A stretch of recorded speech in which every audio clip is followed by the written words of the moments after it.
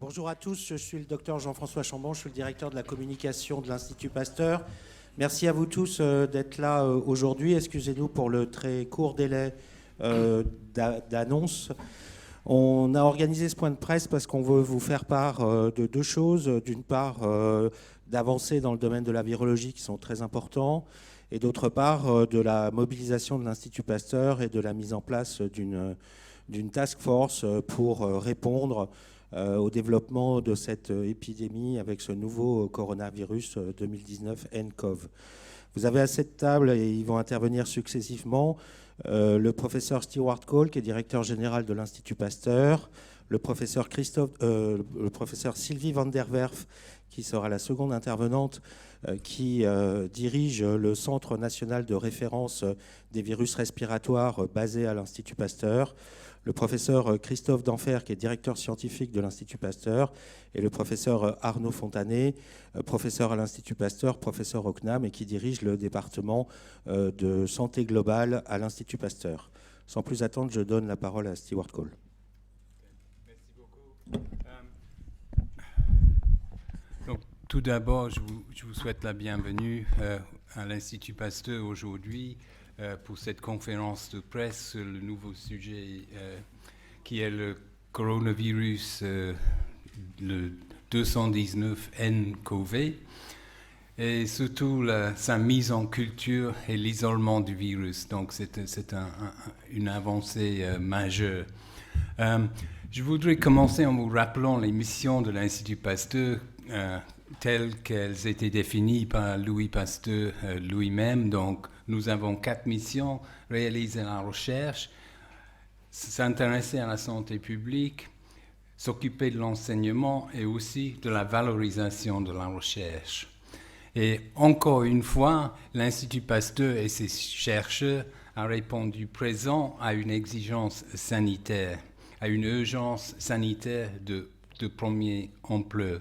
Et nous avons mis notre savoir-faire, nos compétences et notre expertise à la disposition de la santé mondiale. En ce faisant, nous respectons les 4 missions de notre fondateur. Cette fois-ci, nos équipes ont agi en un temps record en relevant ce nouveau défi de santé publique, et le professeur Van der Werf et ses collaborateurs vous raconteront la chronologie des événements dans quelques instants. Je suis particulièrement fier de l'efficacité et du grand professionnalisme montré par nos collaborateurs du Centre national de référence, de la plateforme mutualisée de microbiologie et leurs collaborateurs hospitaliers, et je me réjouis de cette nouvelle avancée qui permettra d'entamer une série de nouvelles recherches dont vous parlera le directeur scientifique, le professeur Christophe Denfer. Nous sommes confiants que ces recherches apporteront de nouvelles approches diagnostiques, thérapeutiques et prophylactiques pour renverser l'épidémie causée par le 219 nCoV. Fort de ces nouvelles armes, nous pourrons mieux comprendre la dissémination du virus au sein des populations humaines. Le professeur Arnaud Fontanet, directeur du département de santé globale, vous en parlera davantage dans quelques instants. Et nous avons d'autres experts dans la salle qui seront très heureux de répondre à vos questions. Merci de votre attention. Sylvie.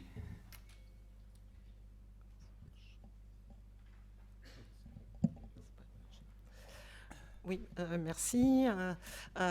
Bonjour à tous.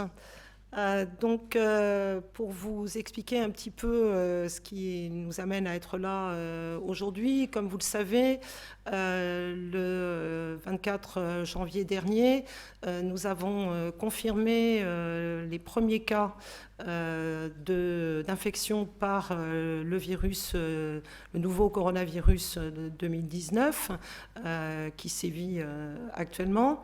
Et cette détection qui a été réalisée par par des tests de RT-PCR, donc de détection rapide, parfaitement maîtrisée par le Centre national de référence, ont conduit immédiatement à faire deux choses. D'une part, à chercher à obtenir la séquence complète du génome du virus. Et si je peux avoir la première diapositive, s'il vous plaît. Donc là, vous voyez cette séquence qui a été donc réalisée extrêmement rapidement grâce en fait à un processus parfaitement bien rodé par l'équipe du Centre national de référence que je tiens à saluer et à remercier pour l'énorme travail qui a été accompli au cours des dernières semaines et également grâce à l'appui très efficace de la plateforme P2M qui est dédiée à la santé publique et qui permet de réaliser les choses en urgence. Et donc, par conséquent, voilà donc un exemple enfin, la séquence pour un des prélèvements. En fait, nous avons obtenu la séquence pour deux patients différents, la séquence complète du génome qui a été mise en ligne hier. Et si je peux avoir la diapositive suivante, donc quand on zoome, eh bien, on voit qu'effectivement, on est capable de lire l'enchaînement des nucléotides. Alors de disposer de ces séquences et de les partager au niveau mondial rapidement, c'est extrêmement important de façon à pouvoir suivre l'évolution du virus, de voir la proximité des virus entre eux, y compris pour les cas d'exportation. L'autre chose que nous avons faite dès le vendredi 24 au soir, c'est d'inoculer les prélèvements que nous avions trouvés positifs ce jour-là sur des cellules de façon à tenter l'isolement du virus. Et nous avons pour cela choisi d'utiliser des cellules dont on savait qu'elles sont capables de permettre la multiplication d'autres coronavirus qui sont également des bêta-coronavirus, donc qui sont proches, plus ou moins proches du nouveau coronavirus 2019, à savoir le coronavirus du SRAS et le coronavirus du MERS. Et donc ces prélèvements ont été inoculés le vendredi soir sur les cellules Véro. La prochaine diapositive. Donc voilà un tapis de cellules qui est intact, sur lesquels il n'y a pas eu de multiplication de virus. Et la diapositive suivante vous montre ce que nous avons observé dès le lundi, donc extrêmement rapidement, à savoir donc une destruction du tapis, ce que nous appelons un effet cytopathogène, suggérant la présence du virus qui a poussé sur ces cellules. En fait, tous les prélèvements que nous avons inoculés n'ont pas permis d'obtenir cette image, n'ont pas permis l'isolement du virus. Nous avons en fait réussi à obtenir cet isolement à partir de deux prélèvements d'un même patient. Et puis, évidemment, après, nous avons réalisé un certain nombre d'analyses complémentaires pour s'assurer qu'il s'agissait bien du nouveau coronavirus 2019 que nous voyons en culture et également nous assurer qu'il permettait d'infecter à nouveau des cellules et par conséquent d'arriver à le reproduire. Alors pourquoi est-ce que c'est important de disposer du virus ? C'est important pour de nombreuses applications. Cela va aider à affiner et également à mettre à disposition des témoins positifs qui seront très importants pour la réalisation du diagnostic, même si d'autres possibilités existent et qui sont mises en œuvre actuellement. Cela va surtout permettre de développer, et on va s'y attacher de façon prioritaire, un test de sérologie, de façon à pouvoir évaluer la présence d'anticorps dans les populations où le virus circule, ou également au niveau des cas contacts de personnes qui sont infectées par ce virus. Cela va nous permettre également d'étudier et d'évaluer l'efficacité de traitements antiviraux potentiels.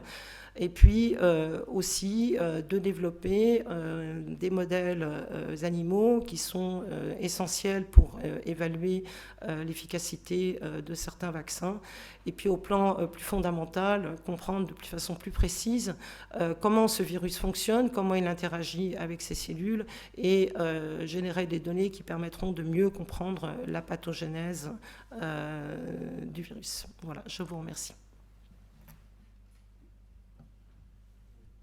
Je vais prendre le relais pour vous expliquer comment nous nous organisons aujourd'hui pour travailler sur ce virus. Je voudrais avant ça féliciter l'équipe de Sylvie et la plateforme P2M pour la rapidité avec laquelle ils ont été capables de caractériser la séquence du génome du virus identifié chez les différents patients français et isoler ce virus qui va nous être extrêmement précieux pour l'ensemble des travaux que nous voulons développer. Donc nous avons mis en place maintenant, il y a une dizaine de jours, ce que nous appelons une task force coronavirus, dont l'objectif est de coordonner les travaux de recherche qui vont être réalisés à l'Institut Pasteur sur ce nouveau coronavirus, de façon à mettre à la disposition des patients le plus rapidement possible des stratégies qu'ils peuvent être diagnostiques, préventives, par exemple vaccinales ou thérapeutiques. Donc nous travaillons aujourd'hui, comme Sylvie l'a évoqué, à essayer de mettre en place des outils de sérologie. La connaissance des séquences qui nous avaient été fournies par les équipes chinoises nous a permis déjà de démarrer ces travaux. Nous réfléchissons au développement d'un vaccin en tirant parti de plateformes vaccinales qui ont été éprouvées, mises en place par des équipes de l'Institut Pasteur et basées sur le vaccin contre la rougeole. Nous allons travailler bien évidemment sur la compréhension de la pathogénèse de ce virus, essayer de comprendre comment il est capable de se répliquer dans les cellules et d'essayer d'identifier des talons d'Achille du virus qui permettraient de développer des stratégies thérapeutiques. Et finalement, cette task force va contribuer à coordonner d'autres activités, en particulier des activités dans le domaine de l'épidémiologie et de la modélisation de l'épidémie qui pourront permettre de mettre en place des stratégies de contrôle de l'épidémie. Donc il y a une véritable mobilisation des équipes de l'Institut Pasteur pour répondre à cette épidémie par des approches de recherche. Je pense qu'on peut dire qu'il y a à peu près une quinzaine d'équipes qui se mobilisent autour de cette problématique-là. Nous avons mis en place cette task force pour réunir en fait non seulement les chercheurs, mais aussi je dirais, les directions un peu plus administratives de l'Institut Pasteur et s'assurer en fait qu'il y ait une bonne coordination des travaux qui sont menés et d'être les plus efficients possibles dans nos travaux et de coordonner aussi ces travaux avec les différentes initiatives qui vont se mettre en place au niveau national. Je pense au réseau Reacting, mais aussi au niveau européen et au niveau mondial. Voilà. Donc on est, je dirais, sur la brèche pour essayer autant que possible de trouver des solutions à cette épidémie et apporter nos compétences dans nos domaines privilégiés. Donc, je vais finir en passant la parole à Arnaud Fontanet qui va vous parler plus d'épidémiologie et de modélisation. Donc, très brièvement, juste vous dire, en termes de santé globale, les activités que nous menons. En épidémiologie, il y a l'équipe de modélisation mathématique des maladies infectieuses de Simon Cochemez qui collabore déjà avec les équipes de l'INSERM et Santé publique France sur la modélisation de la dynamique de l'épidémie en France. Et ça, c'est une activité évidemment qui va être renforcée. Et puis à l'international, vous le savez, il existe un réseau international des Instituts Pasteur. Et depuis une semaine, nous sommes en contact régulier avec eux pour collaborer et voir comment les aider dans la mise en place de laboratoires opérationnels pour pouvoir faire les diagnostics. Il y a de nombreux instituts qui sont en Asie, il y en a d'autres en Afrique subsaharienne ou dans le Maghreb. Et puis également pour participer avec eux à des enquêtes sur si des cas survenaient dans ces pays et travailler avec eux sur la meilleure façon d'investiguer ces cas, de comprendre les chaînes de transmission et la dynamique des épidémies dans ces pays. Donc voilà très brièvement les pistes à la fois de soutien que l'on a mis en route par rapport à nos collègues et puis en même temps aussi de recherche que nous souhaitons réaliser. Merci beaucoup. C'était des interventions très courtes et du coup la parole est à vous. Question au fond. Il faudrait vous lever, parler un peu plus fort du coup, sinon il faut un micro.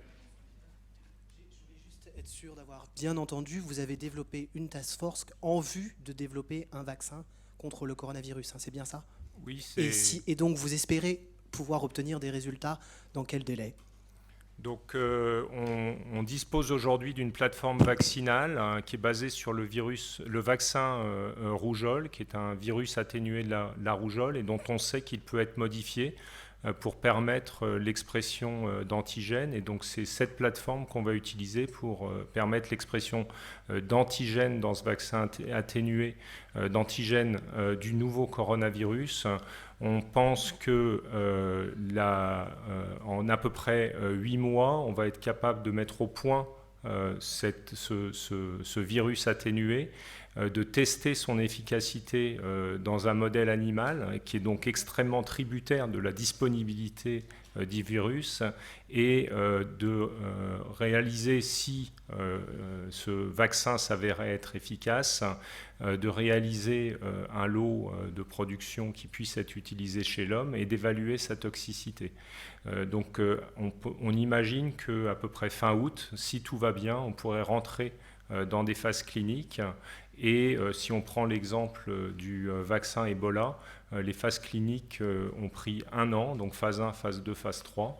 Et donc on espère que si tout se passe bien, on puisse avoir un vaccin disponible sur la plateforme rougeole à l'échéance à peu près de 20 mois.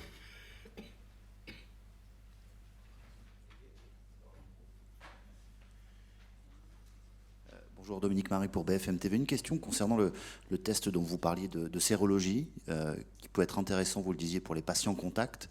Ça veut dire que dans les hôpitaux, on pourra identifier très rapidement une personne qui est touchée par ce virus sans qu'elle n'en exprime nécessairement les symptômes. C'est ça votre objectif? Alors non, pas exactement. Merci d'éclaircir tout ça. Oui.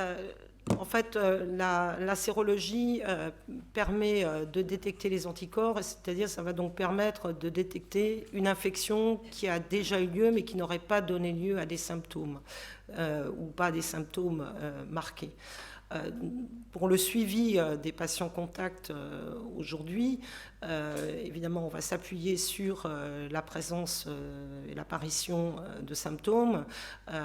Et dès qu'il y a apparition de symptômes, il y a réalisation de prélèvements qui vont être testés par des techniques de RT-PCR qui sont extrêmement sensibles. On va rechercher le virus, non pas les anticorps. Mais à plus long terme, il sera important de savoir, parmi les personnes qui ont été en contact, quelle proportion a pu être infectée sans développer de symptômes et par conséquent sans être contagieux a priori, pour avoir des données plus précises sur la capacité de transmission de ce virus. Alors les tests PCR, je dirais que c'est vraiment la routine dans le laboratoire au CNR. Ça va effectivement très vite. Un prélèvement, à partir du moment où un prélèvement arrive au laboratoire, nous rendons un résultat en gros en 3 à 4 heures maximum. Éric Favreau de Libération, une question plutôt au professeur Fontanet. J'aimerais avoir un peu son avis ou son regard sur l'épidémie actuelle. Qu'est-ce qui... puisque vous en avez suivi beaucoup, qu'est-ce qui la caractérise? Qu'est-ce qui vous a surpris ou pas? Alors, concernant l'épidémie actuelle, il y a évidemment une situation extrêmement préoccupante en Chine, avec des chiffres très importants qui sont mis à jour régulièrement et qui sont probablement une sous-estimation du nombre réel de malades. On imagine qu'ils font face à une crise sanitaire majeure.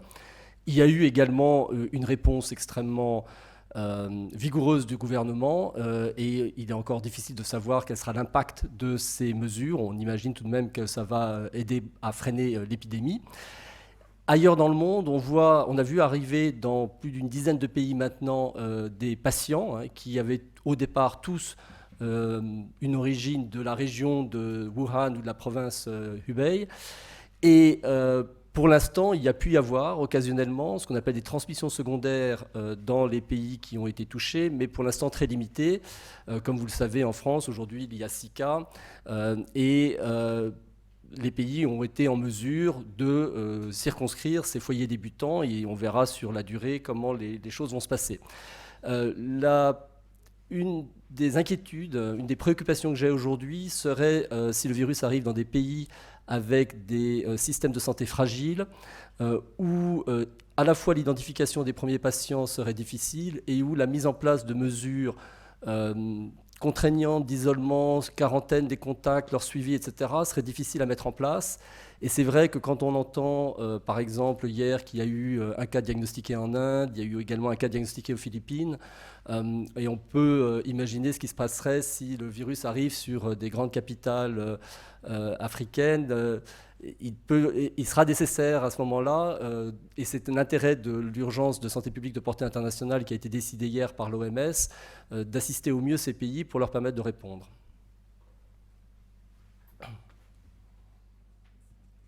Bonjour, Paul Ben Ki-moon, Le Monde. La question que je voudrais vous poser, c'est sur les porteurs asymptomatiques, où jusqu'à présent on a dit, y compris dans les documents que le ministère a diffusés, qu'on n'était pas contagieux en gros tant qu'on n'avait pas de symptômes. Il semble qu'il y ait malgré tout quelques cas, notamment le cas en Allemagne, où des personnes n'auraient déclaré les symptômes qu'après avoir infecté des gens. Donc qu'est-ce qu'on sait à ce stade de la contagiosité des porteurs asymptomatiques ? Donc, c'est une question effectivement très importante parce que la stratégie d'isolement des patients et le suivi des contacts repose sur l'identification des personnes contagieuses pour couper les chaînes de transmission. S'il y avait des formes bénignes de la maladie qui n'amènent pas des patients à consulter, voire des formes asymptomatiques qui pouvaient être contagieuses, le risque d'une dissémination est évidemment plus grand. Maintenant, je pense qu'il faut garder en tête que tout ce qu'on sait des maladies infectieuses, c'est que quand les personnes sont symptomatiques, et notamment quand ils toussent, ils vont être plus à même d'être contagieux. Et s'il a pu y avoir pour l'instant des cas isolés où une transmission asymptomatique a eu lieu, il faut vraiment voir qu'est-ce qu'elle va peser dans la dynamique de l'épidémie. Aujourd'hui, on reste encore sur un modèle où l'épidémie serait portée d'abord par des cas symptomatiques qui, très mécaniquement, par la toux, vont être beaucoup plus contagieux pour leur entourage. Géraldine Zamonski du magazine de la Santé France 5. Est-ce que le cas du médecin raconte quand même une transmission peut-être plus simple que ce qu'on nous disait, contact rapproché, très prolongé, puisque la consultation moyenne d'un médecin généraliste, c'est quand même assez rapide? Alors, je n'ai pas d'informations sur les détails même des circonstances de cette consultation, donc je ne serai pas en mesure de vous répondre. On reste quand même sur l'idée d'une transmission via des postillons, qui en tout cas pour le SRAS a été bien documenté, et donc qui suppose un contact à 1 mètre, 1 mètre 50, pour être à risque vis-à-vis d'une personne qui serait en train de tousser par exemple ou d'éternuer. Mais je n'ai pas les détails sur cette consultation. Bonjour. Cécile Thibert du Figaro. Qu'est-ce qu'on sait de la capacité du virus à muter? J'ai entendu plusieurs choses. Il y a eu des paroles un petit peu divergentes entre les experts. Est-ce qu'il est stable et sinon, comment mute-t-il? Alors, ce virus, c'est un virus ARN. Comme tous les virus ARN, ce sont des virus qui ont tendance à muter et par conséquent, on s'attend à ce qu'il y ait une évolution. Pour l'instant, la plupart des virus pour lesquels on dispose de séquences, elles ne sont pas encore si nombreuses que cela au regard du nombre de cas qui ont été rapportés, sont extrêmement proches les unes des autres. Néanmoins, on commence à voir apparaître quelques mutations et quelques diversifications, et c'est pour cela que c'est vraiment très très important d'avoir le partage de ces séquences pour observer l'évolution et également tenter de comprendre en termes de fonctionnalité, éventuellement de pathogénèse virale, quel pourrait être l'impact des mutations que l'on observe.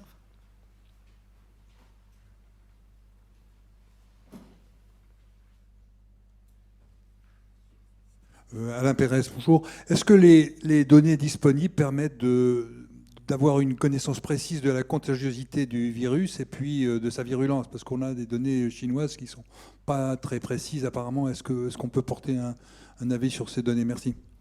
Alors, on commence à avoir des données assez précises sur les débuts de l'épidémie, hein, qui ont été publiées dans les journaux comme le Lancet ou New England Journal of Medicine très récemment, et qui montrent que le virus... On a quelques indicateurs, hein, qui nous permettent de mesurer sa capacité de propagation. Par exemple, le nombre de reproductions, hein, qui est le nombre de personnes qui vont tomber malades et être infectées à partir d'un cas index. Ce nombre de reproductions a été estimé entre 2 et 3 au début de l'épidémie, alors que les mesures de protection ou les mesures de confinement n'étaient pas encore en place. Ça classe ce virus au même niveau que des virus comme le virus du SRAS ou le virus de la grippe, hein. On a les mêmes nombres de reproductions. Ce qui est très important de savoir maintenant, c'est à partir du moment où vous mettez en place des mesures de protection, est-ce qu'elles vont être efficaces et est-ce qu'elles vont réussir à ramener ce fameux nombre de reproductions en dessous de 1, ou si chaque personne va infecter moins d'une autre personne, eh bien l'épidémie va s'arrêter. Mais on est donc dans le même ordre de grandeur que le SRAS ou la grippe pour l'instant. Le deuxième élément par rapport à la virulence, hein, l'indicateur qui serait le plus intéressant à regarder de façon un peu brute, c'est le taux de ce qu'on appelle létalité, hein, c'est la proportion de décès parmi les personnes infectées. Là, il est très difficile d'avoir des informations fiables et des chiffres fiables pour 2 raisons. Au numérateur, vous avez le nombre de décès, mais pour un patient qui a été infecté, ça peut prendre plusieurs semaines avant de décéder, donc on aura des chiffres consolidés quand on aura plus de recul que maintenant, hein. Beaucoup des patients qui sont comptabilisés aujourd'hui ne sont qu'au début de leur infection. Et donc, il faudra attendre pour voir s'ils ont guéri ou s'ils sont finalement décédés. Et au dénominateur, vous avez le nombre de personnes infectées. Et on revient aux remarques que faisait Sylvie van der Werf. Ce qu'on voit, nous, c'est la partie émergée de l'iceberg, c'est les formes sévères de la maladie, les hospitalisés. Mais s'il y avait des formes plus bénignes de la maladie, voire des formes asymptomatiques, eh bien, le dénominateur serait beaucoup plus large et du coup, la mortalité beaucoup plus faible. On ne le saura ça que quand on aura pu faire des enquêtes en population avec des tests de dépistage des anticorps qui nous donneront une vraie idée de la prévalence de l'infection dans les régions qui ont été touchées. Une autre question, c'est assez souvent, et on l'a vu dans les chats, c'est posé fréquemment, c'est le fait de dire il y a, mettons, 170 décès et 100 guérisons. Bon, ce qui donnerait l'impression que ça tue beaucoup plus, qu'il y a plus de gens qui en meurent que de gens qui en guérissent. Comment on peut présenter ces résultats de manière plus intelligible ? Je pense qu'aujourd'hui, il faut prendre un peu de distance par rapport à chiffres officiels, entre guillemets, qui nous sont fournis. Il y a un retard considérable à l'enregistrement des cas et de leur devenir. Je pense qu'effectivement, les décès sont bien comptabilisés. En revanche, pour les personnes qui ont guéri, j'imagine qu'actuellement, vu la crise sanitaire qu'il y a en Chine, il est extrêmement difficile de les répertorier. Donc, je ne garderai pas les chiffres tels que vous les avez cités et vous aviez vous-même un regard critique dessus. Et c'est vrai que... Mais en même temps, le message général, c'est de dire qu'on voit chaque jour 9 000, 10 000 cas, etc. En fait, on a une idée très évasive de ce qui se passe réellement. Il y a probablement beaucoup plus de cas, en tout cas en Chine.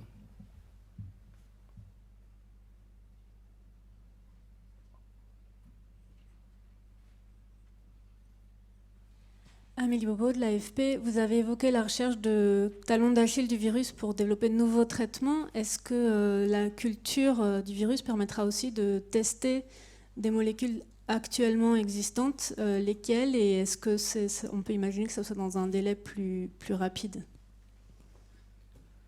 Alors, bien évidemment, le fait de disposer du virus va permettre de tester des molécules. En effet, s'intéresser à des molécules qui existent déjà et qui pourraient être utilisées d'emblée, y compris des molécules pour lesquelles on a des indications thérapeutiques différentes, en termes de rapidité et de mise en œuvre, c'est évidemment très important. D'ailleurs, l'OMS a identifié certaines priorités en termes de traitement possible. À ma connaissance, il y a déjà en fait des projets d'essais cliniques ou d'utilisation compassionnelle, y compris en Chine, de ce type de molécules qui ont normalement des indications thérapeutiques différentes. Nous, à notre niveau, on va s'intéresser, effectivement, à voir plus précisément et à documenter l'effet de ces molécules en termes d'inhibition du virus, tout en sachant que ce que l'on est capable de voir in vitro en culture ne reflètera pas nécessairement ce que l'on pourrait voir dans un modèle animal et a fortiori en clinique. Je pense qu'il faut aborder les choses par tous les bouts possibles et c'est ce que la communauté scientifique s'attache à faire aujourd'hui. Oui, c'est une excellente question, madame. Si on arrivait à identifier un inhibiteur maintenant, ça nous permettrait de mettre en œuvre ce qu'on appelle la chimioprophylaxie. Et ça pourrait être fort utile pour protéger les gens dans l'intérim où nous développons un vaccin. Et comme vous avez entendu du directeur scientifique, la mise au point d'un vaccin, c'est une affaire de mois et pas de semaines comme dans le cas du diagnostic et de l'isolement du virus.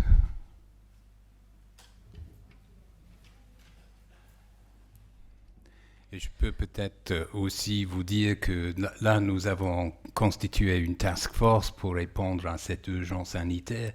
Évidemment, c'est une action qui n'avait pas du tout été prévue dans notre budget pour l'année 2020, ce qui va dire que nous serons certainement à la recherche de sources de financement supplémentaires pour compléter et pour mener à bien cette initiative. Évidemment, nous pensons aux instances nationales, mais aussi dans des cas comme celui-là, le peuple français a toujours soutenu l'Institut Pasteur et je vous rappelle que c'est grâce à la générosité publique que Louis Pasteur a pu ériger cette institution. Bonjour, Estelle Priam pour Doctissimo. Y a-t-il des cas chez les femmes enceintes? Sont-elles plus à risque? Et quels sont les risques sur elles et le fœtus? Je n'ai pas vu pour l'instant de référence à des femmes enceintes, à une surreprésentation par exemple de femmes enceintes, donc je ne serai pas en mesure de vous répondre. Bruno, tu n'avais pas, non?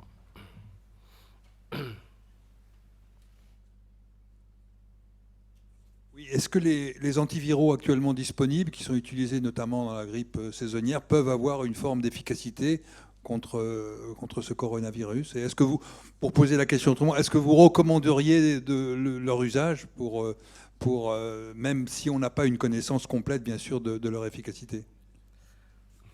Alors, les antiviraux actuellement disponibles contre la grippe, qui est un virus très différent quand même du coronavirus, non. Parmi les molécules qui ont été identifiées comme ayant un intérêt, il y a des molécules qui, en leur temps, ont été utilisées contre le VIH. Il y a probablement d'autres options thérapeutiques à explorer. C'est bien évidemment important d'être prudent dans la mise en œuvre et ça doit être extrêmement cadré.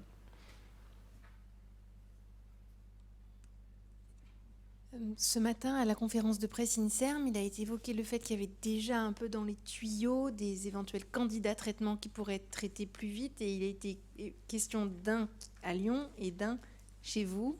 Est-ce que ça correspond à quelque chose de particulier ? Je n'étais pas à cette conférence de presse, donc je ne vois absolument pas à quoi vous faites référence. Ça m'est vraiment très difficile de vous répondre. Pardon, c'était très flou aussi, donc de toute façon, c'était au cas où. Je vous propose que le professeur Bruno Heun, qui est directeur de la recherche médicale à Pasteur, en dise quelques mots, puisqu'il est en contact avec l'INSERM et notamment au sein de la Task Force Reacting, en représentant l'Institut Pasteur sur ces sujets-là.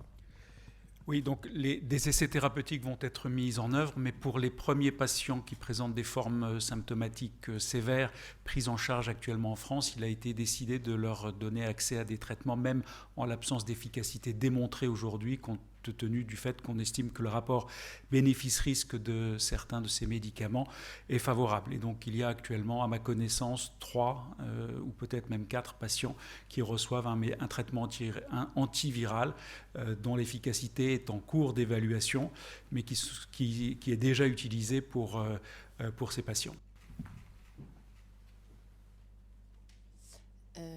Oui, d'après l'étude du New England qui a été publiée hier soir, le plus jeune patient a 15 ans. Comment on peut expliquer qu'il n'y ait pas encore d'enfants touchés ? Est-ce qu'ils n'ont pas été en contact avec le virus, ou alors est-ce que le virus provoque des formes bénignes ?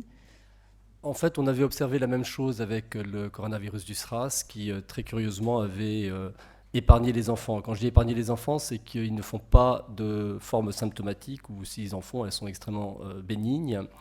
Et il semblerait que ce soit la même chose avec ce nouveau coronavirus. Au début, on pensait que c'était simplement parce que les enfants étaient moins exposés, soit parce qu'ils ne travaillent pas dans les hôpitaux, et pour le SRAS et le MERS, c'était les personnels soignants qui étaient très touchés, soit ils ne travaillent pas dans les marchés quand on pense au démarrage de l'épidémie. Mais quand le SRAS, par exemple, s'était introduit dans les familles, eh bien, les enfants ne faisaient pas de forme symptomatique. On n'a jamais en fait pu expliquer pourquoi, et il semblerait que ça se reproduise. Il y a juste eu une publication, mais quelque chose qui peut-être va rester anecdotique, d'un enfant de 10 ans qui était parfaitement asymptomatique, mais qui avait porteur du virus dans la gorge et les crachats. Maintenant, c'est peut-être un épiphénomène, et en tout cas, il n'avait pas de symptômes. Si vous n'avez plus de questions, je vais demander au professeur Cole de conclure cette conférence, et puis bien entendu, vous pourrez poser les questions individuelles après. Ok, ben, merci beaucoup à tout le monde pour votre présence, pour vos questions pertinentes et surtout pour le grand intérêt que vous portez à ce sujet. Je crois que nous vous avons apporté des éléments majeurs en termes de la réponse de l'Institut Pasteur à ce nouveau défi sanitaire, et vous avez compris que nous mettons en œuvre tous les moyens dont on dispose actuellement. Si vous avez d'autres questions, on sera heureux de répondre sur une base individuelle.